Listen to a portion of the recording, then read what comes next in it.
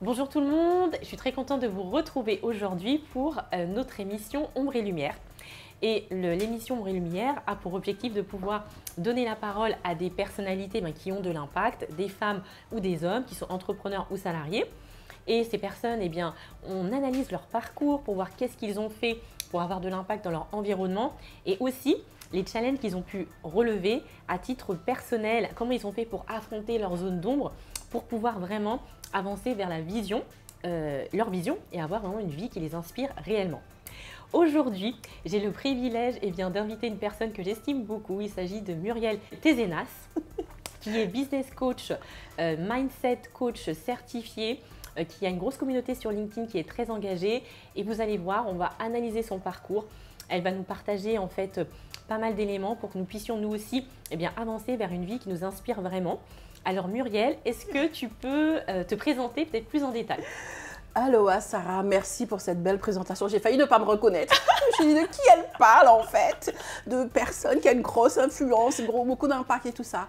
Écoute, je suis Muriel, comme tu l'as si bien dit, Tézenas, avec le S à la fin, c'est mieux. Je suis Mindset Business Coach, c'est vrai. Je suis closer certifié aussi. Je suis aussi cette femme qui s'éclate un peu sur LinkedIn, voilà, plus précisément. Voilà, c'est surtout ça. J'ai une petite communauté sympa que j'aime beaucoup et j'ai créé, donc à force de me développer sur LinkedIn, donc le Love Closing et le Closing LinkedIn en fait, pour accompagner les entrepreneurs, non seulement à développer leur entreprise, au point de vue marketing, au point de vue commercial, mais surtout à utiliser la plateforme LinkedIn comme un vrai levier en fait de démultiplication, avec aussi les clés de closing, donc de démultiplication de leur vente et de succès de leur entreprise. Donc en résumé, voilà ce que je fais au quotidien. D'accord. J'aime beaucoup parce que tu t'exprimes en toute humilité, tu es très active sur LinkedIn, tu dis petite communauté, et je trouve que tu as vraiment une proximité aussi avec les personnes. Et c'est ce qui fait aussi ta force, voilà. C'est pour ça que j'ai voulu t'inviter. Mais écoute, je suis moi-même, voilà. Je ne pourrais pas faire autrement avec les zones d'ombre et de lumière. Voilà, donc c'est beau, c'est bien quand on voit la lumière, mais voilà, je suis moi-même et donc je suis aussi moi-même sur LinkedIn et j'ai envie de dire aux gens, il y a la place pour vous aussi, pour être vous-même.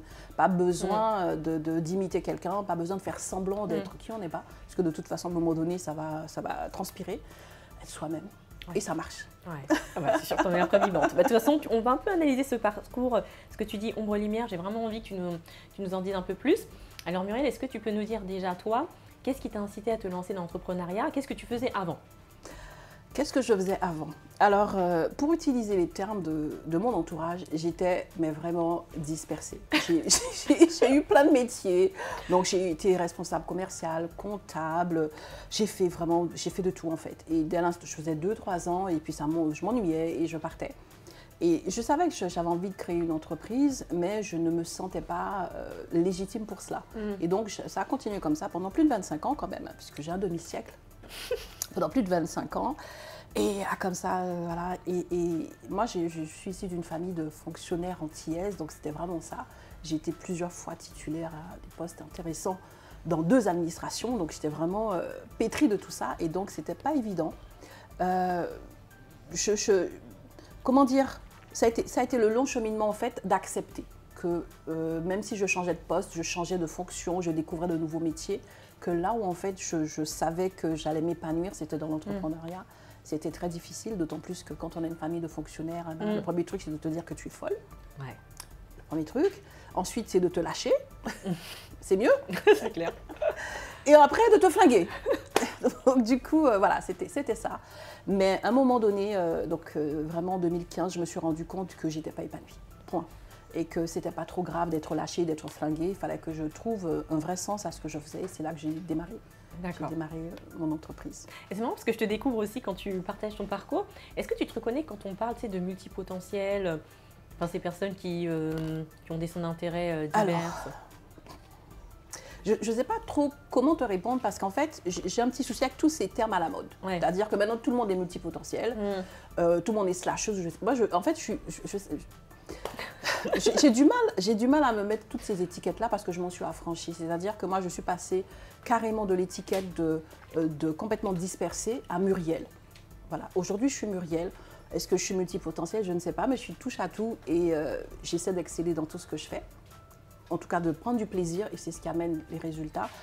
Et voilà, donc vraiment, Voilà, je ne saurais pas quoi te dire sur Ouais. cet étiquetage aujourd'hui, il faut être ceci, il faut être cela, c'est un peu un phénomène de mode. Donc lorsque je dis que ma plus belle force, ce sont tous mes échecs, ça je le dis depuis au moins 15 ans, c'est pas maintenant que l'échec est devenu à la mode. C'est vraiment mon vécu, j'ai les genoux écorchés, j'ai le dos lacéré, et je me lève le matin et je dis waouh, je suis une warrior, j'ai survécu à tout ça et ça ne m'a pas rendue amère. Ça m'a donné envie d'aider les autres, ça m'a fait me rendre compte que sortir du salariat, ce n'est pas simplement une décision, c'est un parcours de combattant parce qu'autour de soi, même le système en fait, tout est prêt pour sécuriser le chemin du salariat, mais pas l'entrepreneuriat. Et donc, je me suis rendu compte, ok, ben, tu as survécu à tout ça, tu as réussi à te bâtir, avoir une forme de succès, un certain succès en tout cas qui me convient, et donc transmettre quelque chose aux autres en fait. Donc voilà où j'en suis. Tout simplement. Non, c'est intéressant parce que tu as déjà pu, en fait, dans ta vie personnelle, il y a eu des choses pas faciles que tu as pu traverser, mais pour toi, tu as déjà puisé de la force, en fait, dans ça. Absolument. Mais j'avais pas le choix.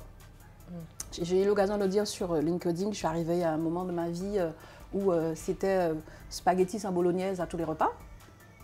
Tu vois. Et quand c'est comme ça, je crois qu'on a toujours le choix.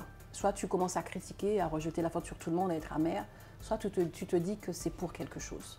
Qu'il n'y a pas de hasard, que si tu le vis, c'est qu'il y a quelque chose que tu dois en extraire pour quelqu'un d'autre. Moi, en tout cas, c'est ce qui me permet à chaque fois de surmonter les épreuves, effectivement, d'en extraire quelque chose pour quelqu'un d'autre. Et donc, pour moi, j'ai pas d'autre alternative que de faire comme ça, en fait. D'accord. Ok. Non, c'est vraiment intéressant, c'est la résilience en personne, ce que tu es en train de décrire. Et tu vois, Muriel, c'est intéressant parce que tu nous parlais justement de ce passage difficile quand tu étais entrepreneur, enfin manger des spaghettis, voilà. Sans bolognaise. Sans bolognaise, d'accord, ok. Bon. Parce qu'il y a différentes catégories, tu vois. Quand tu as quand même la bolognaise, que ça va encore un peu. Bon, ok, bon, c'est des féculents à chaque repas, un plat unique. Hein. Bon, ok, tu vois, et c'est intéressant que tu nous parles de ça avec vraiment, tu vois, toute simplicité, que tu es vraiment ouverte là-dessus. Comment, ça c'était tes premiers pas en tant qu'entrepreneur, comment c'est lorsque tu t'es lancée, justement, ce passage difficile Oui, alors déjà moi je me suis lancée, c'est vraiment le terme, je me suis lancée, tu vois. D'accord. C'est-à-dire que je n'étais absolument pas prête, je savais que je n'étais pas prête, mais je savais que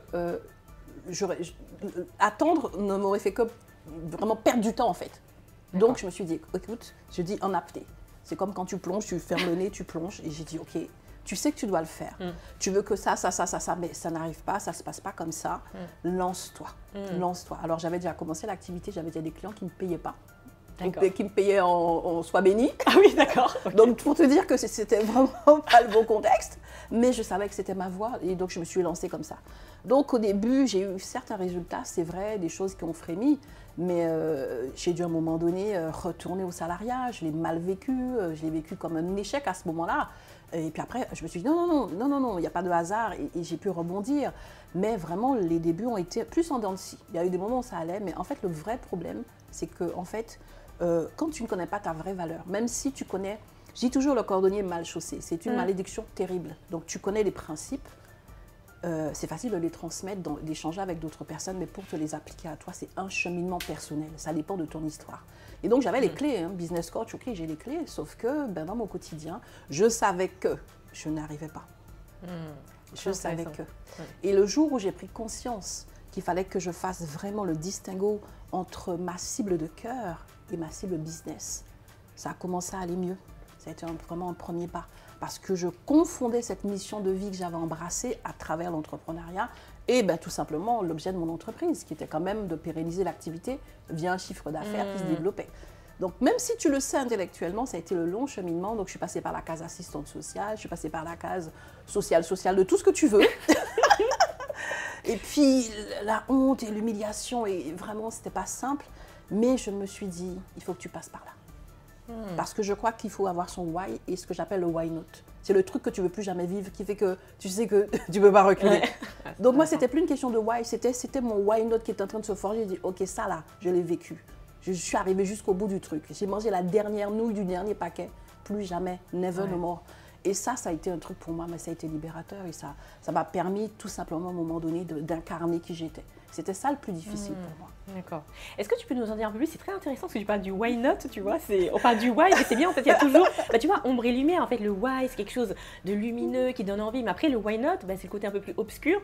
Donc toi, comment tu as pu te confronter avec ce why not et puis te dire que, parce qu'après, tu peux aussi reprendre le même scénario et rester dans ce why not en te disant, c'est plus possible et je me détache de ça.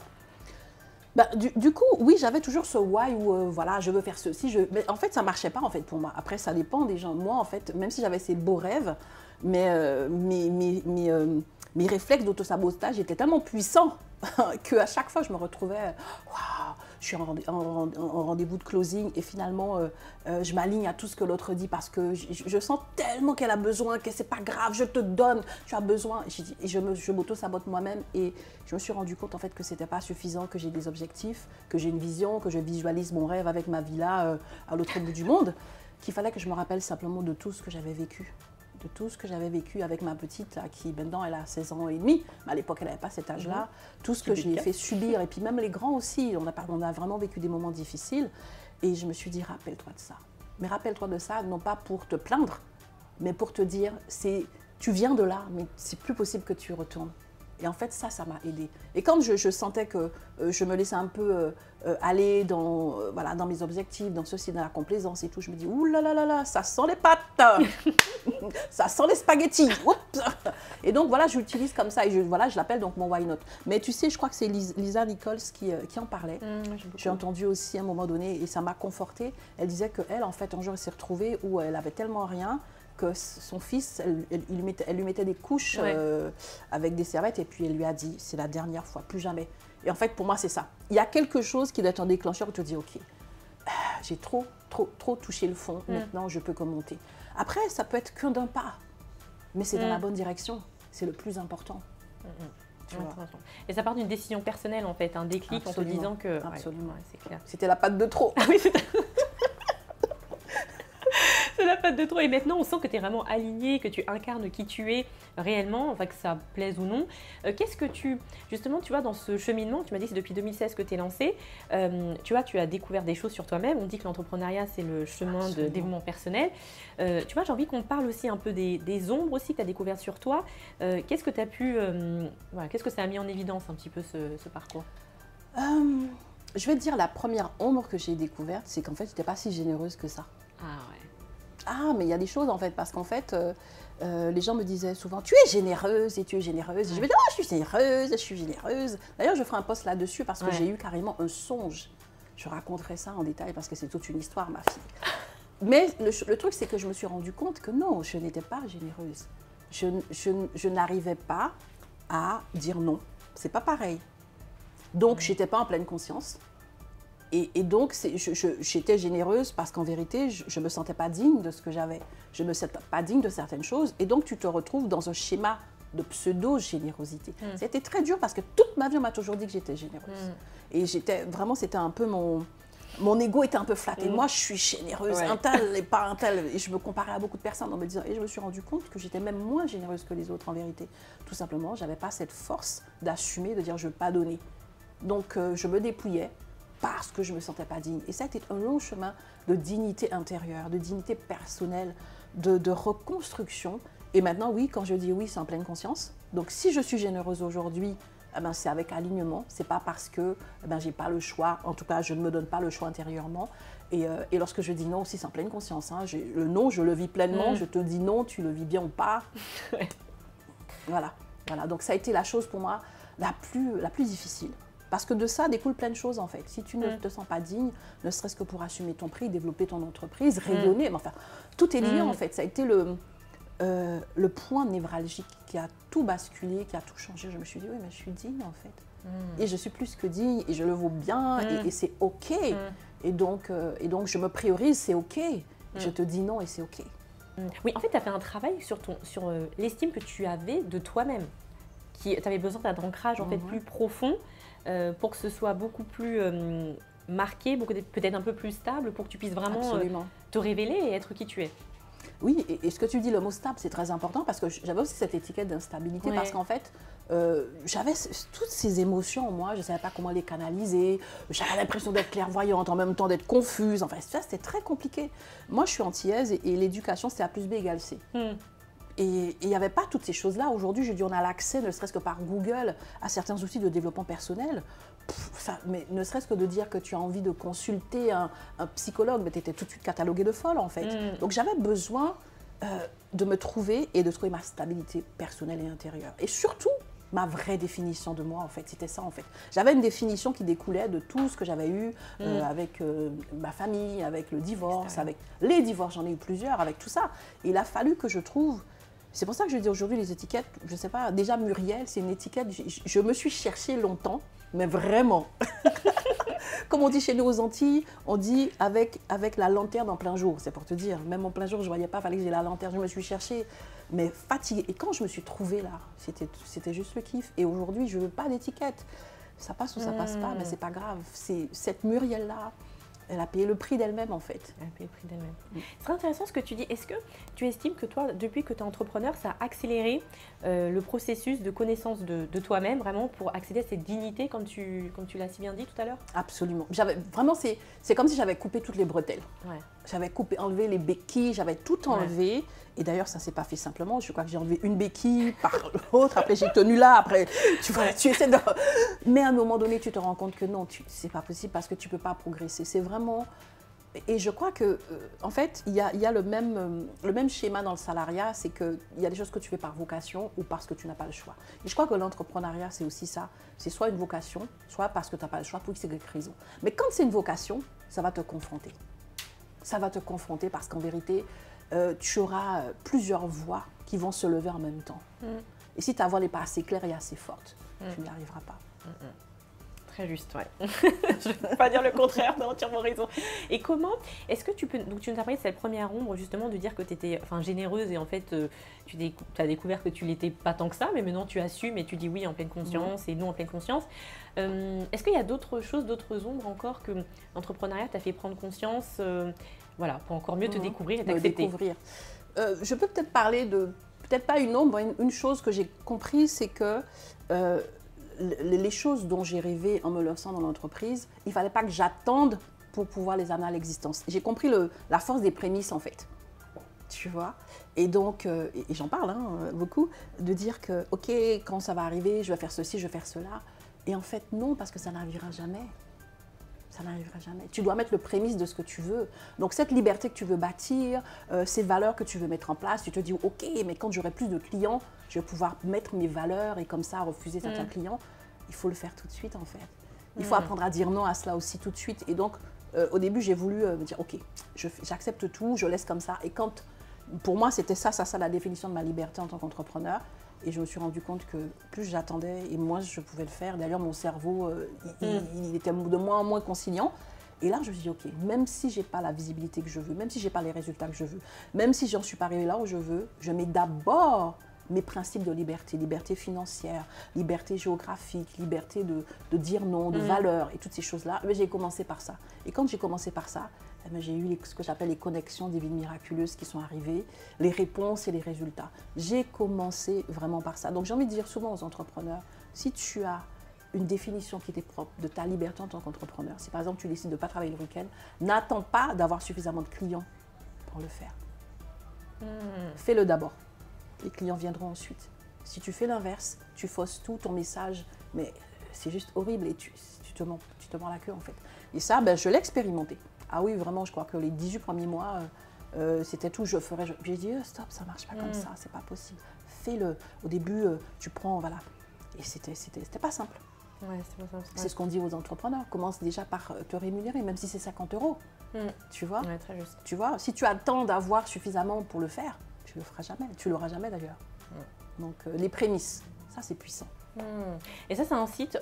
Quand tu parles en fait de prémices, pour toi, ça implique quoi en fait, comme un état d'esprit, comment la personne devrait se comporter justement pour pouvoir être réceptif aux prémices? Alors, je vais peut-être dire un truc, on va dire je suis schizophrène. Je crois qu'il faut se dire que moi, je me dis, j'ai un conciliabule intérieur. Tu vois, on est à plusieurs. Donc, il y a l'entrepreneur, il y a celle qui a une mission, donc qui est très bénévole, il y a la salariée, Et donc, en fait, il faut faire des réunions avec et toutes ces personnes-là, tu vois, et se mettre d'accord. Et le truc, c'est de ne pas léser une de ces dimensions personnelles. Et donc, lorsque tu fais les choses et que tu te dis, OK, tu sacrifies tes week-ends pour aider telle personne, pour faire plaisir à un tel, mais il y a une personne en toi qui elle, est sur tes valeurs, debout sur tes valeurs, et elle te regarde. Et en fait, c'est ça. Et tu dois avoir la conscience. Et moi, je me visualise, en fait. Je me vois me regarder. Je me vois me dire, Muriel, tu as oublié. tu vois. Tu nous parlais d'intégrer les différentes facettes de ta personnalité. Tu disais, ah oui, je suis peut-être un peu schizophrène, mais c'est important pour que tu puisses pas oublier qui tu es, être vraiment en connexion avec toi-même. Alors, comment tu fais concrètement? Ça va aider nos camarades entrepreneurs. Alors, je sais pas si ça va les aider. En tout cas, ça m'aide. Voilà. Exactement, ça m'est personnel. Moi, je suis contre les rituels où tout le monde, chacun a son truc. Si ça peut être le truc de quelqu'un, c'est chouette. En tout cas, moi, comme je te disais, je fais des conciliabules, je fais des réunions avec moi-même. Et c'est plus une discipline, c'est normal, le matin et le soir. Donc, le matin, je ne vais pas aller faire du footing et je ne suis pas en train de vérifier le nombre de protéines que je prends. Je n'en suis pas encore là, ça viendra peut-être. Mais ce que je fais surtout, c'est que je me réunis avec moi-même pour pouvoir revoir encore des choses par rapport à la veille. Et surtout par rapport à la journée, mettre une intention. Et donc, ça peut paraître bizarre en fait, mais je ne peux pas passer une journée sans démarrer comme ça. Et puis avoir une qui dit non, ça je veux pas, ça j'aime pas, ça c'est cool.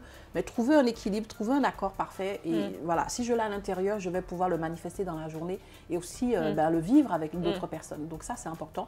Et puis le soir, je fais mon petit bilan. Voilà, je ne fais pas seulement en fin d'année, je fais tous les jours mon bilan avec moi-même. Et c'est un truc que je fais sans flash, hein. Ce n'est pas un truc où je suis obligée de faire la méditation pendant 10 ans. Je me pose et voilà. Et entre les deux, j'écris énormément. J'écris ce que je ressens, j'écris... ça peut me paraître bizarre sur le coup, mais je l'écris. Et puis après, quand je prends le temps de me réunir avec moi-même, c'est bizarre de le dire, ça fait sens à ce moment-là. Mais ça me permet de garder un certain équilibre, de faire attention aux dérives. Parce qu'on peut partir dans tous les sens. Moi, j'essaie d'être à l'écoute de beaucoup de choses. Donc, ça m'aide vraiment à me canaliser. Et donc, voilà, c'est ce qui m'aide en fait. D'accord. Et c'est intéressant, tu vois, ce que tu parles de canaliser. Parce que quand on est entrepreneur, on est seul, enfin souvent quand on démarre. Et toi, en fait, c'est le principal outil que tu as trouvé pour t'aider à rester canalisé. Alors ça, c'est pour la canalisation au niveau vraiment de ma personne. Mais au niveau de mon activité, je suis aussi très rituelle. Hein. Donc là aussi, je ritualise. Et donc, pareil, hein, j'ai des rituels le matin et le soir. Et j'ai mon carnet de bord surtout le dimanche soir. Donc, je planifie toute ma semaine, toutes les semaines. J'arrête pas de dire aux coachés, aux femmes que j'accompagne, vous savez quoi? Le 31 décembre se gagne chaque jour à partir du 1er janvier. Quand tu n'as pas atteint tes objectifs, ce n'est pas le 31 décembre que tu te rends compte. C'est depuis le début de l'année où tu as laissé passer une semaine, tu as laissé passer une journée. Bien évidemment, il peut y avoir des moments où tu ne peux pas. Mais lorsque tu travailles de manière tout simplement continue et régulière, quand tu ne peux pas, en fait, tu ne te retrouves pas en panique. Et donc, moi, je ritualise, j'accompagne les femmes. J'ai même créé un carnet de bord qui s'appelle le carnet de bord alimentationnel pour la dimension d'alignement et d'intention. Être très intentionnel, donc fixer des objectifs marketing, commercial, chiffrer, timer, avoir son carnet et ensuite analyser pourquoi est-ce qu'il y a eu tel écart et ainsi de suite avec bienveillance, se féliciter, avoir de la gratitude, de la fierté et on continue. Donc vraiment, j'ai ce carnet-là, j'ai cette routine-là tous les dimanches soirs. Et le lundi matin, je retrouve aussi mes coachés à 8 h du matin. J'ai d'ailleurs j'ai eu un programme il n'y a pas longtemps qui s'est terminé qui s'appelait Zéro excuse. Ouais. Le bootcamp Zéro excuse, focus vente, on se retrouvait tous les jours à 8 h, du lundi au samedi. Il y a eu des femmes qui ont dit oui, c'est pour te dire en fait. Donc c'est important de ritualiser. C'est pas être rigide en fait. Quand tu as des rituels, en fait, tu libères ton cerveau. C'est-à-dire qu'il y a des choses qui deviennent automatiques pour lui et donc il est prêt à rebondir sur les imprévus, sur les difficultés. Mais quand on n'a rien, c'est-à-dire qu'on est toujours en train de s'organiser H24, c'est pas possible. Enfin, pour moi, c'est pas possible. Donc ça m'aide. Ritualiser et puis l'objectif, c'est pas de tout faire. Mais je me suis dit, si j'arrive à faire 60%, youpi. Et j'arrive à mes objectifs en fin d'année. Ouais, c'est ça. Donc voilà. Donc après, les chiffres parlent d'eux-mêmes aussi, quoi. Absolument. Ouais, absolument. Qu'est-ce que ça t'apporte, Muriel, ton activité je veux dire, aujourd'hui, ça fait depuis 2016, donc là tu peux faire un bilan. Qu'est-ce que tu peux dire de tout ça? Le bilan, waouh. Mais écoute, le bilan que je vais vraiment faire, c'est LinkedIn. Tu vas dire encore. Ouais. Mais en fait, j'ai découvert quelque chose de génial, c'est qu'en fait, lorsque tu es toi, parce que beaucoup de personnes disent oui, mais c'est les réseaux sociaux, c'est virtuel en 2020 et tout. Mais moi, au début, je t'expliquais qu'au début, quand je faisais mes zooms, je me maquillais, je m'habillais comme quand j'allais à un rendez-vous physique parce que je n'arrivais pas à trouver. Mais en fait, je me suis rendu compte que c'est toujours l'humain, en fait. Et tu peux mettre l'émotion que tu veux. C'est aussi fort. J'ai de vrais amis, tu vois, on ne s'était pas rencontrés. Mais quand tu m'as dit, je dis, je ne peux pas dire non à ma Sarah parce qu'il y a quelque chose, en fait. Tu vois, et le plus, c'est cette rencontre physique.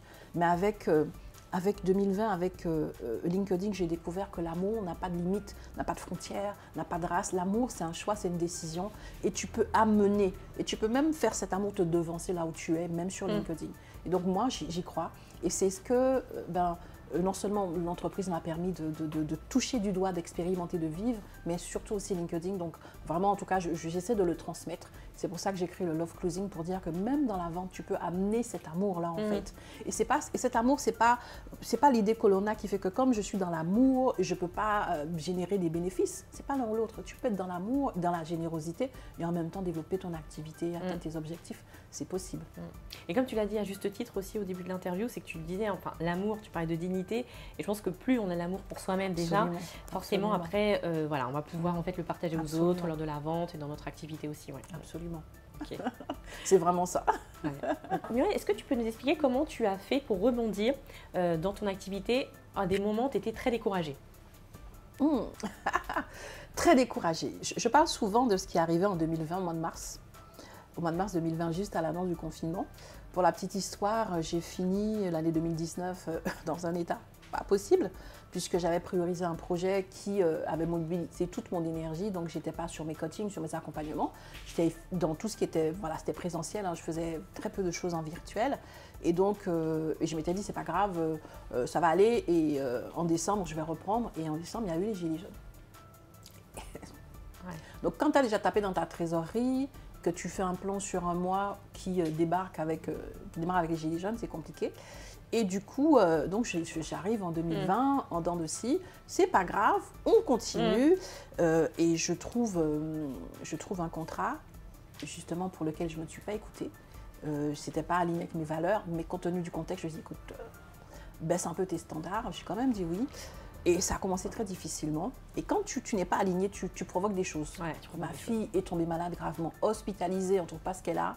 Et donc j'ai dû arrêter tout de suite, me retrouver à l'hôpital. Et en fait, c'est là où j'avais l'impression de waouh, je touche encore le fond, c'est-à-dire que je pensais avoir touché le fond, être remontée, que ça allait. C'est pour ça que j'ai en dents de scie. Mais les dents étaient de beaucoup plus, tu vois. Au début, c'était ça, puis après, c'était. Et là, c'était vraiment chaud. Et cette histoire de confinement est arrivée. Je ne m'en suis pas rendu compte parce que je faisais des allers-retours à l'hôpital. Mais un jour, j'ai compris ce qui se passait. Et au moment où j'entends crise sanitaire, j'ai entendu quelque chose en moi, le mot Weiji. Weiji, sans mandarin, veut dire crise et opportunité. Et ça a été ça ma clé de rebond. Et jusqu'à aujourd'hui, je travaille ce mindset de Weiji. Le mindset de Weiji, c'est de se dire, dès l'instant qu'il y a quelque chose qui coince, c'est qu'il y a un message positif pour toi. Et ce message, tu vas le recevoir uniquement si tu es intentionnel et que tu travailles sur tes émotions. C'est-à-dire que la situation te donne l'impression que tu dois être irrité, fais attention. Ce qui est le plus facile, ça va être ce qui va te dérouter. Par contre, ça ne va pas être très simple de célébrer, de bénir la situation et de proclamer de belles choses si tu arrives à le faire. Et donc vraiment, alors c'était déjà quelque chose que je faisais de façon inconsciente, et là c'est devenu très intentionnel, très construit. D'ailleurs, un mois après, au mois de juillet, donc à la sortie du premier confinement, j'ai créé mon premier sommet Weiji, celui du rebond entrepreneurial féminin. Waouh. Très bel exemple, là c'était pour finir, comment tu as su rebondir, c'est vraiment chouette, quoi. Merci à toi Muriel pour ton authenticité, et puis du coup voilà, tu parles, je trouve que tu as une connotation très spirituelle quand tu t'exprimes, on sent que tu es vraiment connecté à ton âme quand tu parles, et ouais, je trouve ça vraiment puissant. Ouais. Ah oui, je crois que on a tous cette capacité, même si on ne nous éduque pas pour cela, mais je crois que les difficultés qu'on traverse, c'est une façon de nous dire, sors du chemin de ton éducation pour trouver ton propre chemin. Alors on peut le vivre mal, on peut le vivre bien, mais c'est ça en fait, je pense, l'objectif des claques qu'on prend des fois. Et si à un moment donné on se dit ok, j'écoute, je me calme, on découvre un chemin en soi, mais qui est tellement, non seulement il est merveilleux, mais il est infini. Il est infini avec, c'est le plus beau chemin de vie qui soit, c'est vraiment ce chemin intérieur de retrouvailles, de rencontres, de réconciliation avec soi et d'amour avec soi-même, d'amour de soi-même. En tout cas, moi, c'est depuis peu, c'est pas un truc, je dis, moi, j'ai pris naissance, ça a démarré doucement quand j'avais 38 ans, maintenant j'ai la cinquantaine passée, et ça a été crescendo, et donc disons que j'ai à peu près 12 ans, en vérité. Voilà. Et tu vois, l'avantage, pour les personnes qui nous regardent aussi, c'est vrai que clairement, ton expérience entrepreneuriale t'a permis d'avoir aussi cette reconnexion en fait. Absolument, d'accélérer cela. D'accélérer, c'est J'ai inévitable compris en fait. que, tu sais, être entrepreneur quand tu as une vocation, c'est une vision. Ouais. C'est pas juste une opportunité que tu as vue parce que le marché a dit qu'il y a tel truc, c'est une vision. C'est d'abord une vision que tu reçois et c'est dans ton esprit, donc c'est spirituel. Pour accoucher de cette vision, pour l'amener à l'existence, tu es obligé de te connecter au spirituel. Si tu es uniquement dans ton business plan, tu auras un résultat, mais tu ne vas pas accoucher de la vision, c'est pas pareil. Wow. Bah, tu vois, j'allais dire un conseil final. Il a déjà été partagé. Je ne sais pas si tu en as un autre, tu voudrais peut-être creuser cette partie-là, cette connexion spirituelle pour conclure, ou je ne sais pas, si tu en avais un autre. Écoute, pas vraiment. Peut-être, je dirais souvent aux personnes qui viennent qui me contactent sur LinkedIn, madame, je dis arrêtez les comparaisons hâtives pour des comparaisons sensées et logiques. Il faut se comparer à quelqu'un à l'étape où la personne était au moment où tu démarres. Ça, c'est une comparaison utile. Donc, si tu te compares à moi, eh ben, ok, aujourd'hui, tu n'as rien, tu démarres de zéro. Compare-toi à moi à l'époque, quand j'avais rien et je démarrais de zéro. Et tu verras que tu as beaucoup plus que moi et tu auras de quoi te rassurer et avancer sereinement. Arrêtez de vous comparer. Un tel a 60 000, un tel fait ceci, un tel fait cela. Oui, il est dans sa saison. Compare-toi à quelqu'un par rapport à la même saison, à la même étape. Et tu verras. Et tu auras même peut-être même de quoi te célébrer parce que tu te rendras compte, waouh, c'était chaud pour l'autre. C'est mieux pour moi. Donc, c'était peut-être ça aussi. Merci beaucoup, Muriel. Je t'en prie, c'est avec joie. Merci, merci. Merci à vous tous de nous avoir écoutés et regardés. Et voilà, j'espère que ces paroles pleines de sagesse et d'amour pourront inspirer un grand nombre de personnes. Merci d'avoir accepté mon invitation, Muriel. Merci, Sarah. À très bientôt. Yes.